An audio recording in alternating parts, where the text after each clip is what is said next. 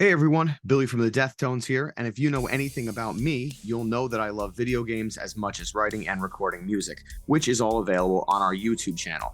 Today, I want to talk to you about an indie game that flew under my radar for quite a while.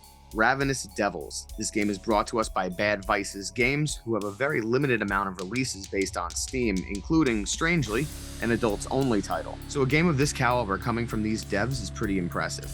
This is a part Taylor sim, part cooking sim with a gruesome twist. Remember the movie Sweeney Todd with Johnny Depp based on the musical of the same name? Well, that's pretty much what this is without the catchy show tunes. A couple move into a building in London in the 1800s. Times are tough and meat is scarce, but between the two of them, they concoct a wicked scheme.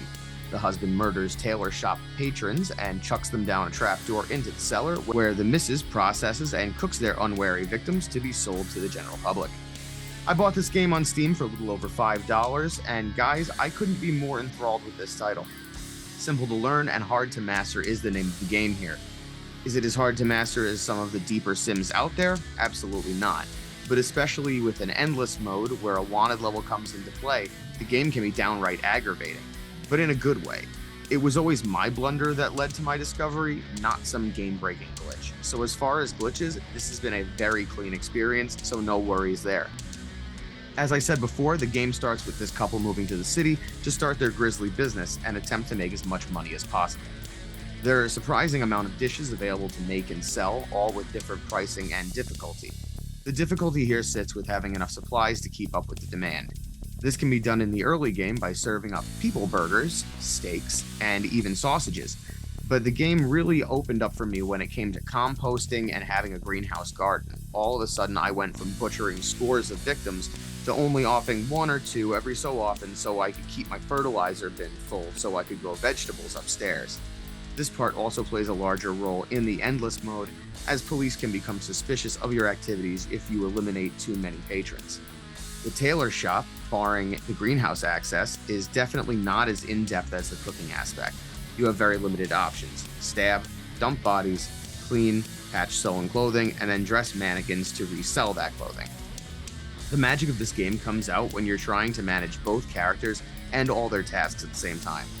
In the beginning, this is daunting as hell, but as the game progresses, you get better and better, timing out your jobs to where the whole thing becomes a well-oiled machine.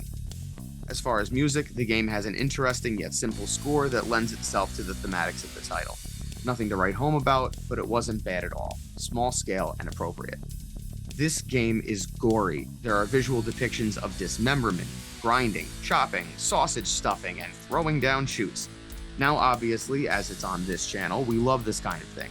Just a warning for anyone squeamish, thinking that this is a lighthearted romp, that it is not that.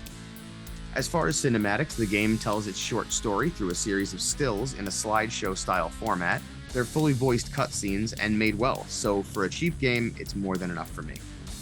I try to rate most games on a $1 an hour basis, which means that if I pay $5 for a game, it would be nice to get 5 hours of entertainment out of it. This doesn't work for all titles, obviously, but it's a part of the baseline that I use. I beat the story in about 5 hours and have barely dipped a toe into the endless mode, so it passes the hourly test. As far as what this game is, what it sets out to do, it does it. I enjoyed myself far more than I thought I would on a mere Steam impulse buy. If you like sim games with a lot of character and a bunch of gore, or if you just want to be the real-life Sweeney Todd, except being a tailor instead of a barber, go grab this one. The game is available on PC, the PlayStations, the Xboxes, and Nintendo Switch. Until next time, I'm Billy Bones, and thanks for watching.